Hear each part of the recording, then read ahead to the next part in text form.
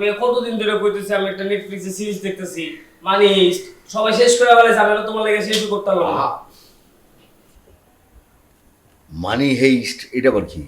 এটা ওই যে ব্যাংক ডাকাতের গল্প, ডাকাতদের গল্প। ও তাইলে তো ঠিকই আছে। ঠিক আছে মানে কি ঠিক আছে?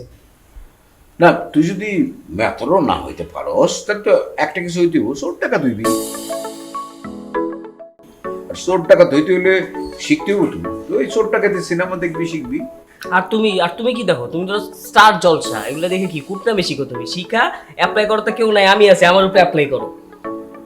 শোন, তোর আমি একটা স্মার্টফোন কিনে দিছি, ওই স্মার্টফোন দিয়ে দেখতে যা।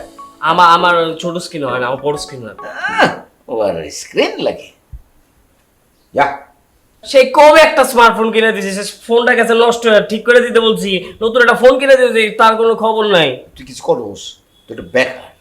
তোর যে একটা স্মার্টফোন কিনে দিছি এটাই তো বড় কথা।